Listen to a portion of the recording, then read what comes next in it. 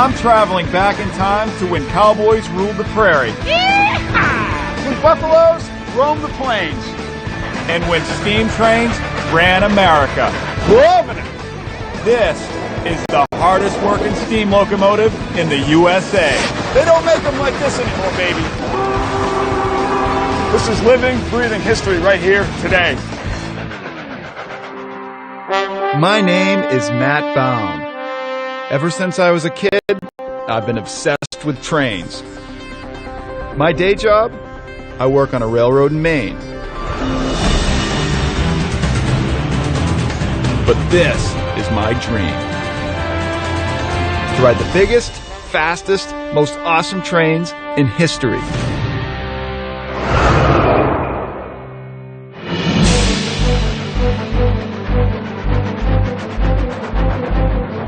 This is the Union Pacific 844, the finest steam locomotive ever built.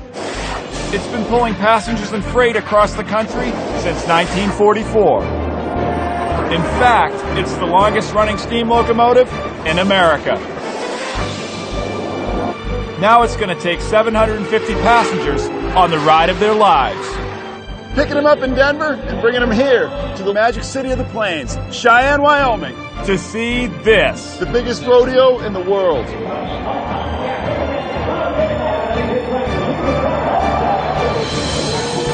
It's the most prized ticket in American railroading. All aboard! And I've got a VIP pass. It's a 100-mile straight shot from Cheyenne down to Denver's Union Station. There, we'll turn the train around, collect the rail fans, and bring them back to Cheyenne for the rodeo. Most people think that the age of steam railroading is dead, but not here in Cheyenne. This is home to the largest working steam locomotive shop in America. The UP Steam Shop. Here, a dedicated team of workers are busy getting the 844 ready for her big day. And this gigantic locomotive needs a lot of attention. From one end to the other, it's 114 feet, and it weighs over 450 tons. That's the same weight as a jumbo jet. We're talking a lot of locomotive. Starting this giant locomotive is like waking a sleeping dragon. And that's something you want to do very carefully. If they heat this locomotive up too fast, the metal's going to expand, rivets are going to shoot out, it's going to cause all kinds of damage. So what they do is, they take warm steam, they pump it through this hose into the boiler, and warm it up slowly. It's like warming your car on a cold winter's morning, but a lot more dangerous. The temperature of this steam is nearly 400 degrees. That's enough to melt the skin right off your face. So Ed here wants to make sure this hose is on tight.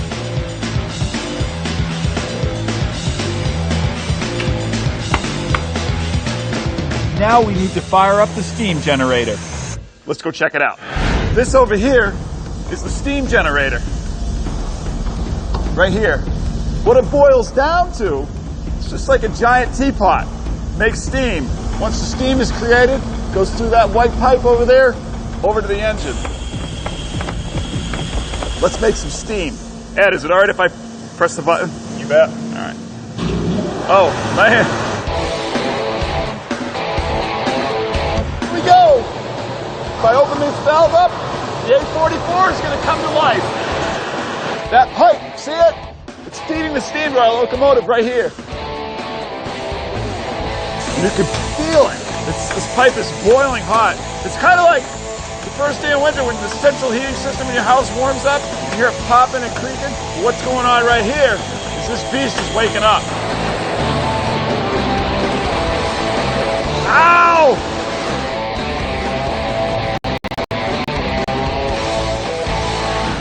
It takes skill, craftsmanship, and patience to work on these giants. But the basic principles of a steam engine are pretty simple. Here's how it works. Fuel is burnt in the firebox to create heat. The heat turns water into steam.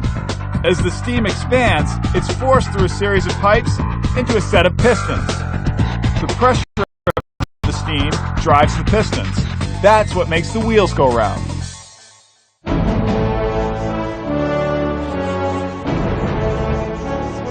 For the Union Pacific Steam Team, caring for the 844 is more than just a job. It's a labor of love. Gotta make her happy. She's a living, breathing creature. She's alive. Yep, you gotta treat her right.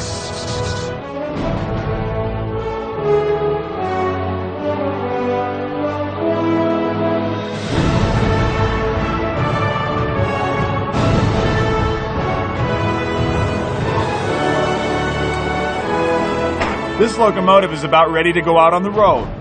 But because it doesn't have any fuel in it yet, it has to be pulled out of the shop using an engine called the Yard Goat. It's only about 1,200 horsepower. Doesn't sound like much, but this baby's made to pull. We're gonna go in and hook onto the 844. We're gonna drag it out, fire it up.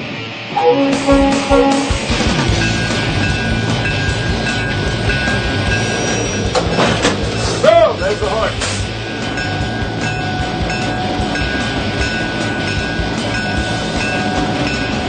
Lynn, how do you feel when you bring that big beast out like that? Get pretty used to it, but Still, I mean, come it's on. nice to get it out in the sunlight. Yeah. It doesn't really belong in a building. And there she is in all her glory out in the sunlight. It's beautiful. The 844 was originally built to run on coal, but that was too expensive. So now it runs on recycled engine oil. The oil comes in this truck right here. And it's some nasty stuff. The oil is pumped into a giant tank that sits behind the locomotive called a tender. This tender can hold 6,500 gallons of oil. If you were going to do that at the gas pump, it cost you $26,000. This is the fuel hose. It's going to plug into that tank right there. Shut off and on. Okay. Bam, it's hooked up. We're ready to start pumping some oil.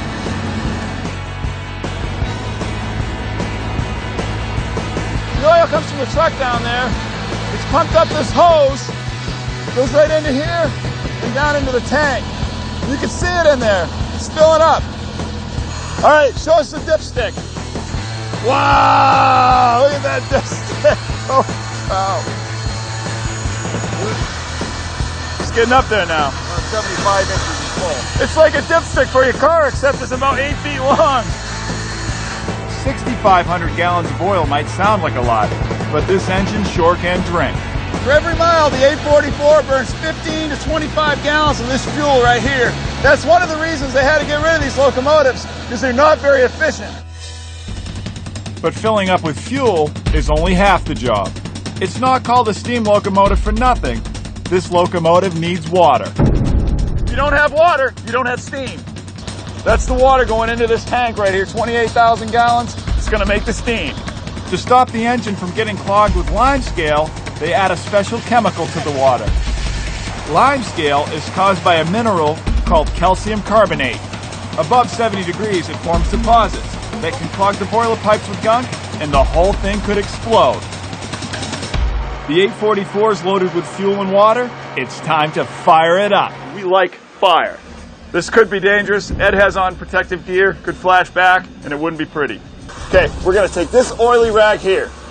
We're going to set it right on the firebox. We're going to take this fusee, which is a flare, light it up, light the rag up, throw the rag into the firebox, and blam, fire.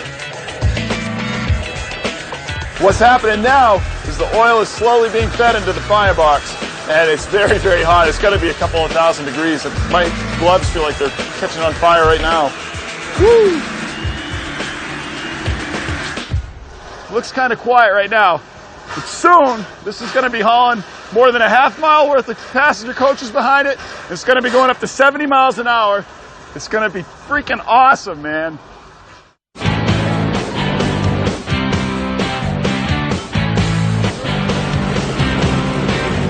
This is the magic city of the plains, Cheyenne, Wyoming. Over the next few days, over 300,000 people are going to be arriving here in Cheyenne. And they're coming to see one thing. The biggest rodeo in the world. And a select few will be coming in on a very special train. This is the Union Pacific number 844. The 844 was the last steam locomotive to be built for the Union Pacific Railroad. When it left the factory in 1944, it was the pinnacle of modern engineering. The 844 was built for speed.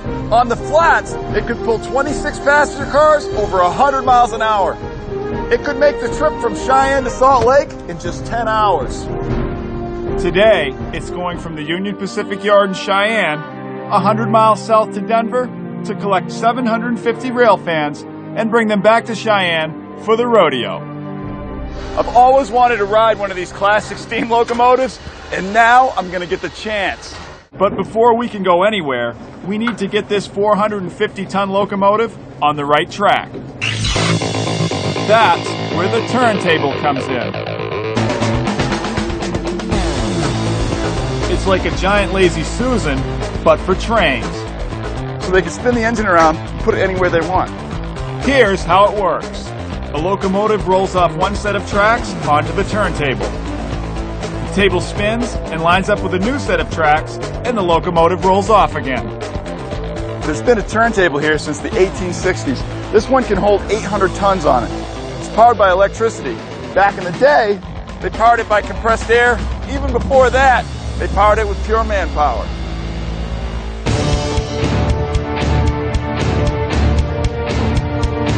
First, we have to lock the tracks. If the table moves while the locomotive is rolling on, it could derail. Locks it up. Now you can bring a locomotive off the turntable right to this track, right there. That thing is huge. It barely fits on this turntable. Look at it.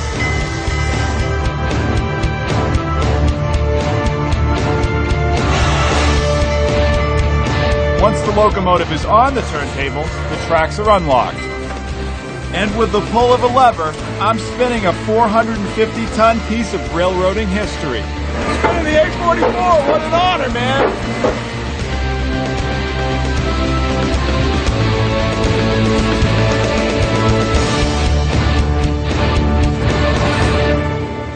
All right, now it's facing towards Denver. Let's go get the coaches.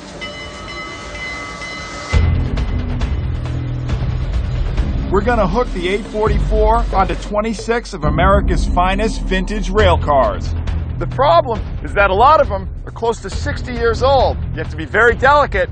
You can't slam them around like freight cars. For the crew, the pressure is on. One mistake and a piece of railroad history could be damaged forever. Here's how they do it. This is Ed. He's the engineer. He controls this beast. All these levers, all these controls, the whistle. It's his job to drive this. He runs the locomotive.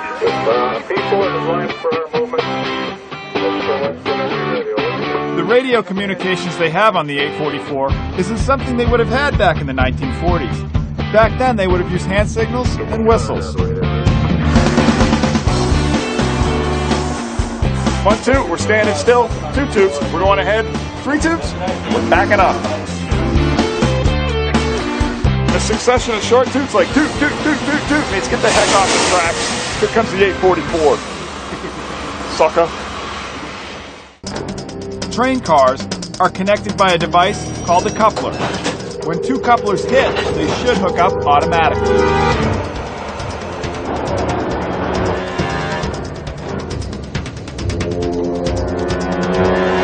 All right, we're backing up. We're going to make the hook.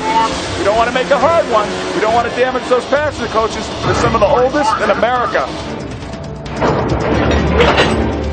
The hook didn't make.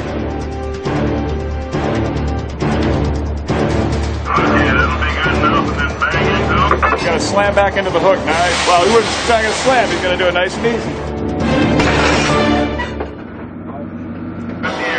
There's the hook.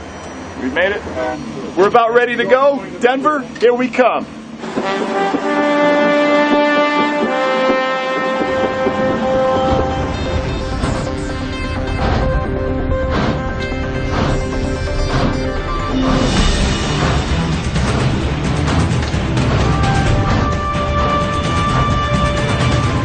The noises are amazing. There's so many different sounds. There's the chuffing, the floor's shaking, there's thumping. I'm riding a living, breathing piece of history right here.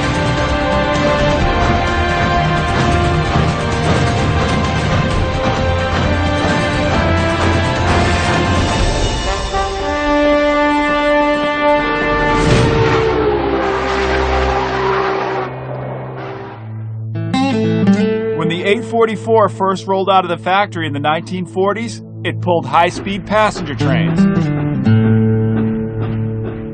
But when diesel locomotives took over in the 1950s, Union Pacific decided steam engines were too expensive to maintain.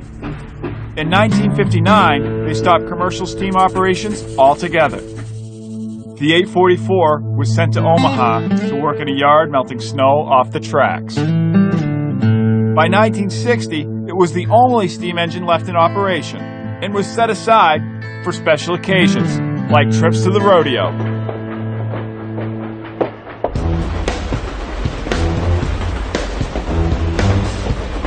The 844 is halfway to Denver, and we've changed crews. Everyone wants a turn at running a piece of history. I know from running a modern diesel locomotive, it's pretty simple. You just pull the throttle out and go. Up here in the 844, it's a lot different. There's a lot more going on. All right, let's introduce you to the crew. Get Cameron over here. He's the fireman. It's his job to make the steam. Get Steve, that's the engineer. He's running the engine. The more steam the engineer uses, the more the fireman has to keep making it. If the fireman lets the fire go out, the train will literally run out of steam and grind to a halt. Cameron here decides how much oil he wants to feed to the fire. He's looking at what Steve's doing over there with the throttle. Depending on the throttle position, that's going to decide how much steam the engine is using. But running out of steam isn't the worst thing that can happen. The most dangerous thing that can happen on a steam locomotive is to run out of water. And the boiler in front of us is about 10 miles of pipes. There's not enough water in those pipes. It's going to get really, really hot. Eventually, it's going to explode. The history of steam locomotives is littered with boiler explosions. February 1911, Smithville, Texas. The boiler on a yard engine blows up. 4 men lose their lives and 12 are injured. March 1912, San Antonio, Texas. 26 people are killed when a Southern Pacific locomotive explodes. December 1934, Fayette County, West Virginia. A locomotive hauling mine workers blows up, killing 18. It's up to the firemen to keep track of how much water is going into the boiler. Right there's the water glass. That's what the fireman has to watch to make sure there's enough water in the boiler. You see it bobbing down up in there. He's got to keep a keen eye on that. Very important part of his job. There's no reserve tank. If the fireman gets the water level wrong, it could be fatal. If there's not enough, the boiler's going to explode. Boom!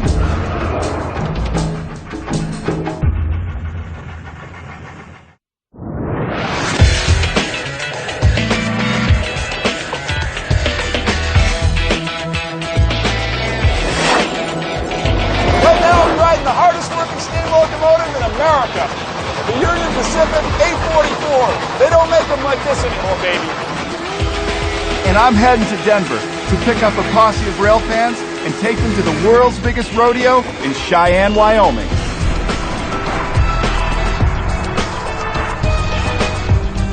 Goodbye, Wyoming. Hello, Colorado. It might look pretty, but I've got to tell you, this is one of the scariest trains I've ever ridden.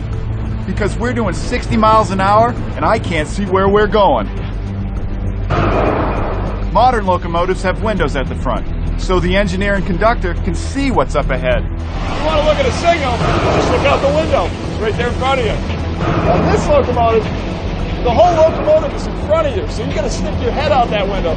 That's not a problem on a straight track, but on a left-hand curve, the engineer can't see anything.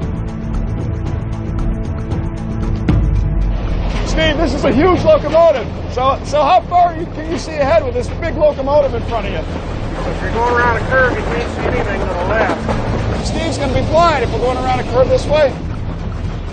So if there's a red signal or another train, the engineer can't see it coming. But the fireman can.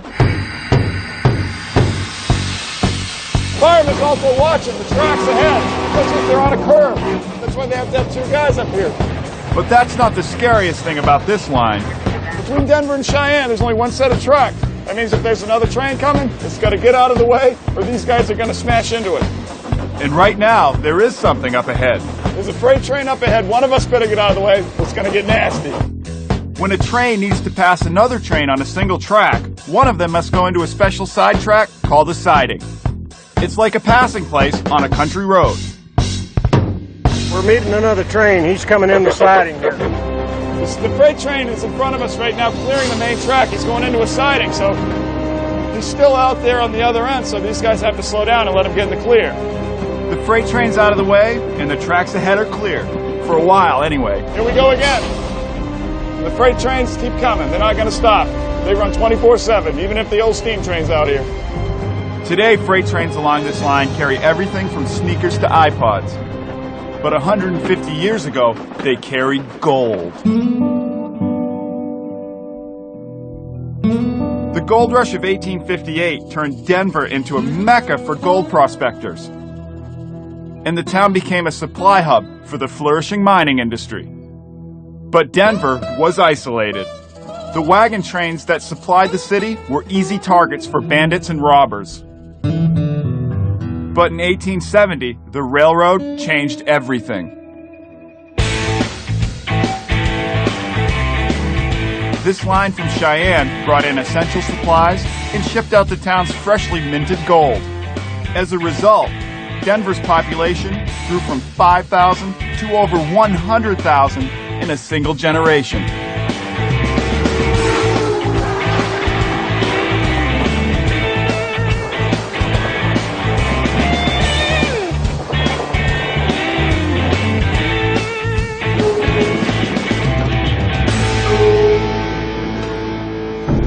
We've arrived in Denver, but we've got a problem. This train is so long, it's like 3/4 of a mile long. And look at it, it goes way down there. The engines are way up there. And that is long for a passenger train. In fact, it's too long to fit on the platform. So what we're gonna have to do is we're gonna have to make a split. We're gonna put the remaining cars from this track over here to this track right here. Just cut it in two. Here's how you disconnect two cars. All right, there's the cup holders right there. This is the operating lever. Pull that up, they're going to be able to disconnect. Right in the middle there's the air hoses. That's what connects the brake pipe. Train breaks away, it'll snap itself. Bang. This is the guy pulling the pin right here. There it is. Bang, there's the uncoupling. They're going to take this part of the train, they're going to put it on this track right here. And to get it there, we need to throw a switch. This junction here in the tracks, right here, that's a switch. Throwing a switch determines which track the train will go down. It's probably like my 20,000th switch right here. All right, here come our cars. This is the head end of the train. We're putting it on this track right here.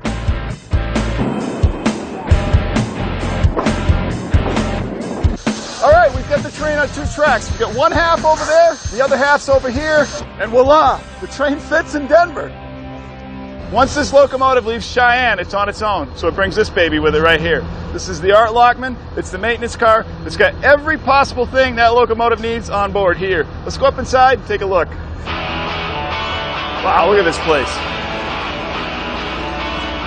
Look at this wrench right here. You think that's big? You think this is a big wrench? I don't think so. I think it's the granddaddy of wrenches right here. Have you ever seen anything like this? This is insane. If something goes wrong with this train, they're not stopping at Walmart. This isn't a monkey wrench. This is a gorilla wrench. Look at that thing. They've got valve oil. They have engine oil. They've got vice grips. They've got welding rods. They've got a grinder. They've got cable ties. Batteries on charge. Old rubber gloves. Kind of reminds me of my old apartment. We even have a kitchen on this car. You've got a microwave. They've got any snack you can imagine here. Cookies, direct TV. You've got a fridge. This is better than an episode of Cribs. Here's a freezer with everything you could imagine in here. They've got this room that has poison gas. Wah, wah. Whenever a train crew are working on the track, they have to make sure that another train doesn't run into them. So before they start work, the crew always sets a blue safety flag to let everyone know that they are there. The blue flag's on. That means people are going to be working on this train. No other train is going to be able to come onto this track.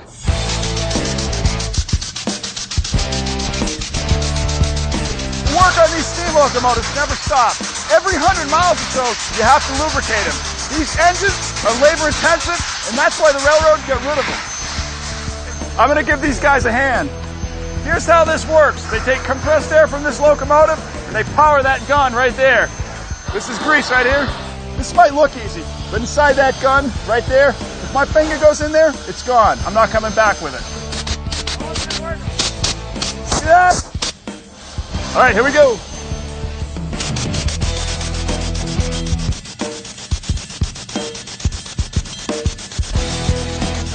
When it comes out like that, right here, inside that main rod, see it right there? That means that we've got enough grease in there. Every 100 miles, they go through 15 pounds of this grease.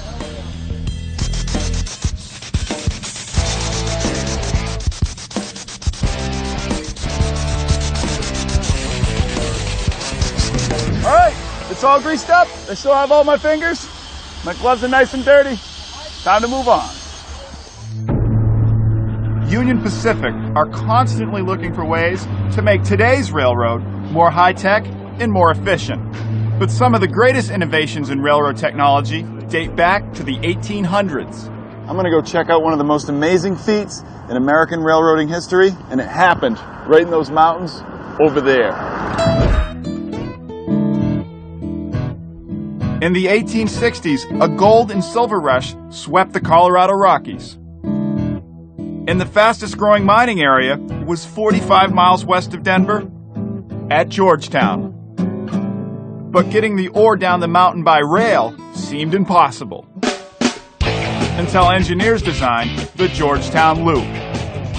Between Georgetown and the mine at Silver Plume, the track had to climb 850 vertical feet. The only way to do it was with a unique corkscrew design.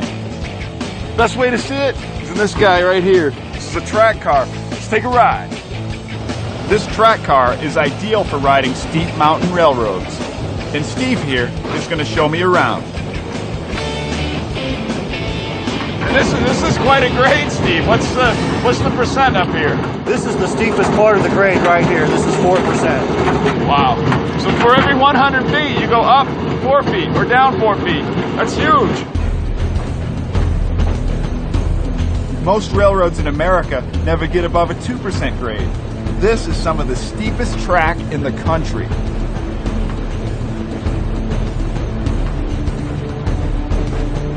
This is it. This is the Georgetown Loop. This is what it's all about right here. It's like in a parking garage or a spiral staircase. You go around like this, get to the top. This is amazing. Look, you can see the track right down there.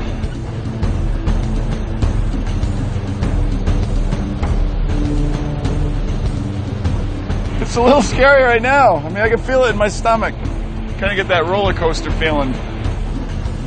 At their peak, the mines this railroad serviced produced over $200 million worth of silver. No matter what way you look at it, it's a lot of money, so this is why these guys were coming up here. And without the Georgetown Loop, they would have never got the silver out. But the railroad didn't stop at the mine, it went inside as well. This is what railroading was all about, for silver. They put it in this cart. This is an original cart from the 1880s. They'd load this with silver, bring it down to the train, and then they'd haul it to Denver. Let's go inside that mine and take a look. These are the rails that they used to push the ore carts down. These rails have been here since the mine was built in the 1860s. Probably some of the oldest rail in the country right there. Wow, look at that right there. This is called dragon's blood. It's coming out from underneath the rocks here. It's actually silver oxide. This is what the miners were looking for. They knew behind these rocks was silver. Getting the silver out wasn't easy. The rocks had to be blasted with 12-inch sticks of nitroglycerin. Put the sticks of nitroglycerin into these rocks. They make these blast holes. Had to be 12 inches deep. Guys could do about 1 inch an hour. Some sorry sap had to do this for 10 hours a day. That's a lot of sore thumbs.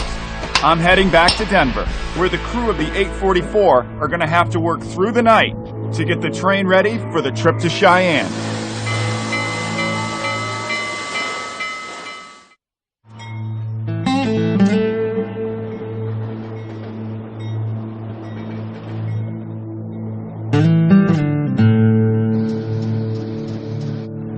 5 a.m. and I'm in Denver's Union Station. We're about to take 750 rail fans on a journey back in time to when steam trains ruled America. And we're going to do it on a very special train. The Union Pacific 844. It's pulled classic passenger trains like the Los Angeles Limited and the Portland Rose. It's even worked as a freight locomotive on the transcontinental route. Today, it's going to the Wild West Rodeo in Cheyenne, Wyoming. Before we load the 750 rail fans, there's a ton of work to do. Scott here is cleaning the rods. This is very important. It's not just for the rail fans to make them look pretty. After he cleans these rods, he can do a very good inspection on them. Look for any kind of cracks or any kind of stress fractures here in the rods. Little crack turns into a big crack. Eventually it's going to break. Boom, the train derails. So this is a very important part of it right here. Hey, Scott, can I give you a hand with that? Sure can. Man, he gave that to me pretty easy, didn't he?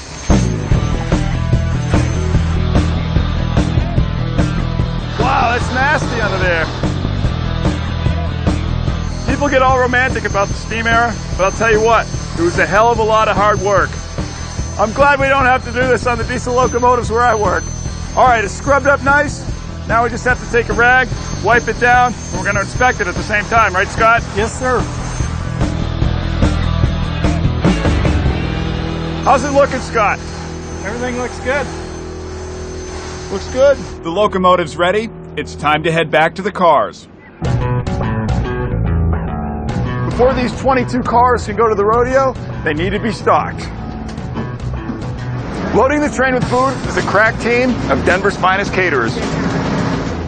Each car needs the right amount of food, cutleries, beverages, cups, silverware. If these guys mess it up, you're going to have a bunch of unhappy rail fans.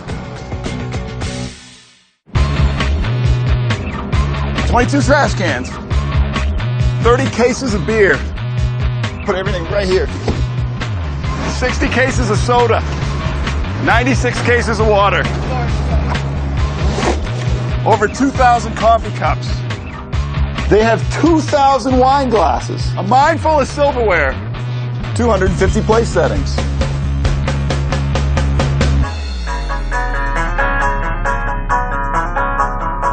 Like that? Yes. Did I pass? What do you give me? What do you give me for a grade? Ouch. All right, that's it. Everything's on board. This train is stocked and loaded.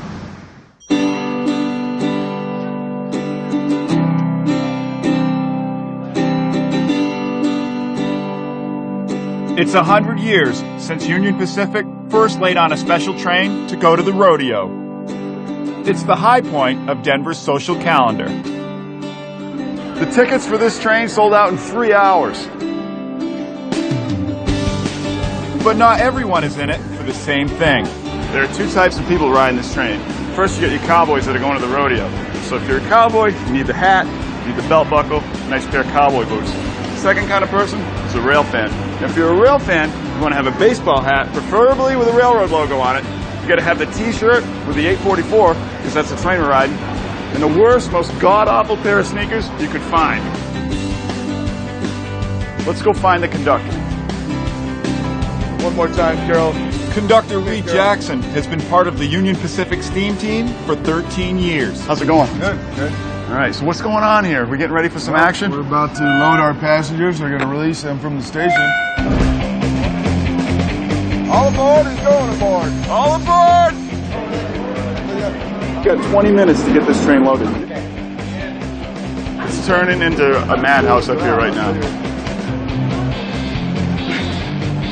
A train robber. They've come all the way from Dallas to ride this train. We're in Denver right now. People come from Japan. They come from England. You think there's anybody from Maine here?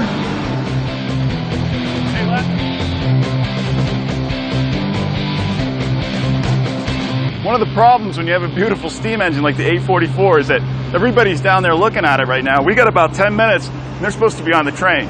We got to go get them.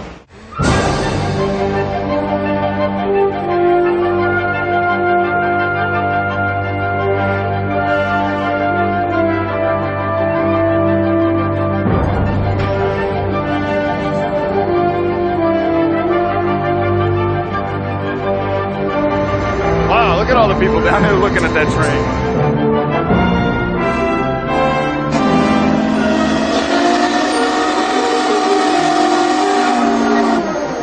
All aboard! If you're on the train, you gotta get going. Any more for the 844? You gotta go. All aboard!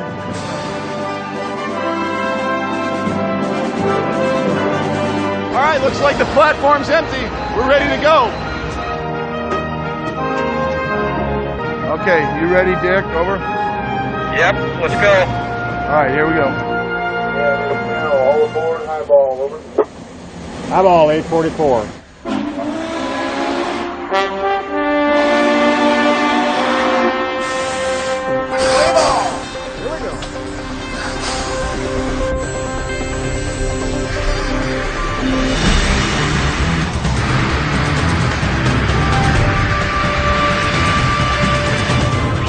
Over the next 100 miles, the passengers on the 844 are going to experience the most amazing train ride of their lives.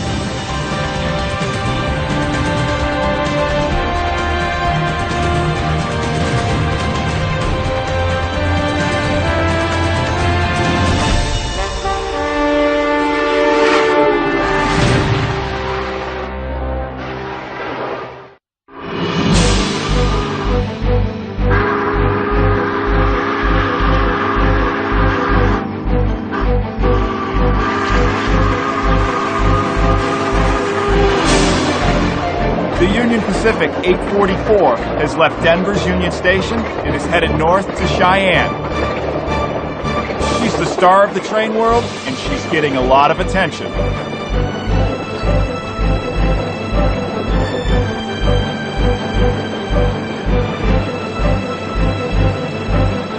This thing is like a celebrity. There's just people, throngs and throngs of people on Highway 85 out there heading north, chasing us up to Cheyenne, taking pictures, videotaping. They're in Hummers. They're in minivans. They're in Jeeps and Fords. It's like a traffic jam out there. Steve, I got a question for you. What's it like driving this celebrity? I mean, this thing is like a famous person. Okay, it's hard to be humble. Only a handful of people in the whole country know how to do what he's doing.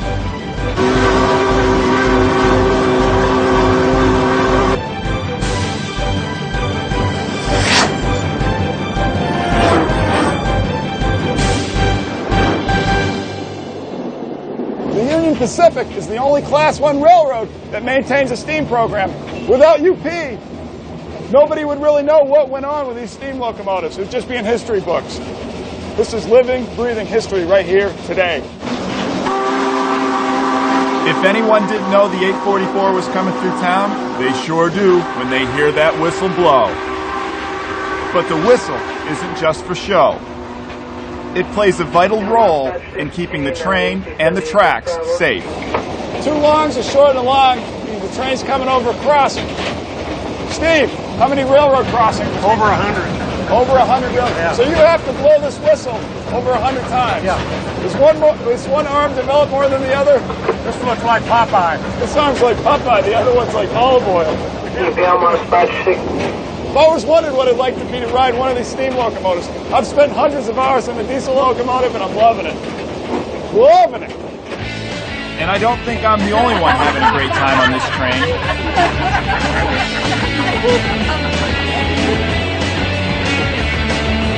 We just spooked a buffalo.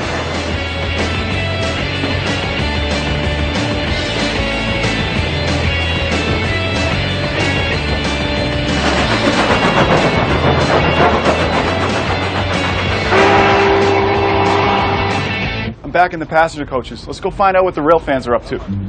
I gotta warn you, rail fans are a strange breed. This is Boxcar Blaney. What are we gonna do today? Well, I got some helpers. Yeah, I got. You guys can sing? Yeah, this is Caboose. This is Flat Car, and they're going to help me sing a song up in the next car. So we get Caboose. This is Caboose. This is Boxcar. Yeah. Flat Car. This is Flat Car. I think you got the short end of the deal in the name, Flat Car. She'll be driving 6 white horses when she comes. Yeehaw! She'll be driving 6 white horses when she comes. Yeehaw! She'll be driving 6 white horses. Driving 6 white horses. She'll be driving 6 white horses when she comes. Yeehaw! I'm inside the two coaches right now, right in between them, surrounded by rail fans. What they're doing is they're watching a freight train go by here. That's what we're waiting for. He's recording it on that recorder, every car that comes by. And what are you going to do with the tape after you recorded it? Take it home, and on my model railroad, I'm going to listen to it as I'm running my 844 model HO gauge steam engine and the 3985 Challenger on my home layout. It's like a soundtrack, sound effects. Rail fans are they're very passionate about this kind of stuff. If you don't know, you don't understand. I've come across 3 of the most dangerous rail fans in America. Look at this guy, he's packing heat. Check out these pistols. These guys are genuine sharpshooters. All right, that's my cue. I'm out of here.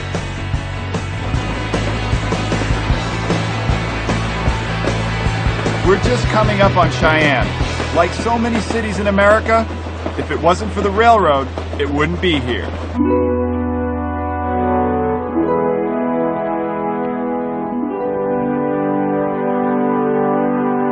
In 1865, General Dodge was in charge of surveying a route for the Transcontinental Railroad. He faced a huge challenge, how to build a set of tracks over this range, then called the Black Hills.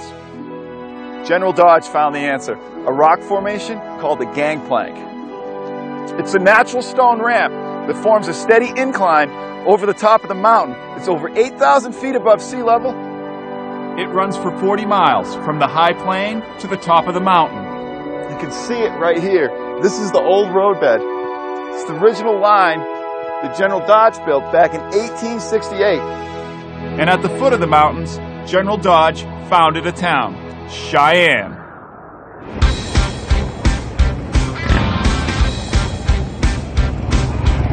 In its heyday in the 1920s and 1930s, Cheyenne was UP's busiest yard.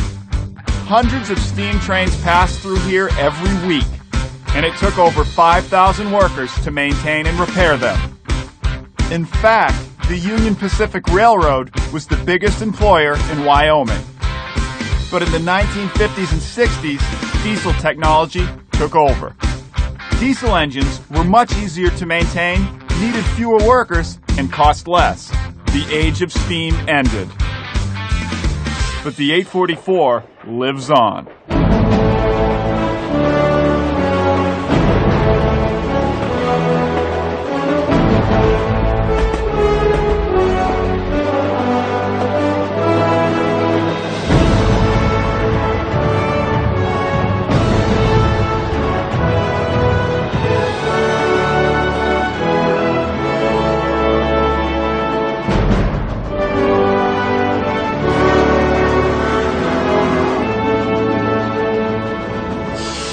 Cheyenne, Wyoming, home to the most beautiful steam engines in the world. All right, Rick, thank you very much. Thanks for coming. Nice to see you. Ed? Yeah, Thank you, sir. All right, guys. One hell of an engineer right here. Thanks for the ride to Cheyenne. Thank you very much. Let's go to the rodeo. Go to the rodeo? Yeehaw! Finally made it to Cheyenne. I've really got a new appreciation for what these steam guys go through. I had no idea. It's an amazing trip. But you know what? It's time to take off this conductor stuff and go to the rodeo. All around the corner, down the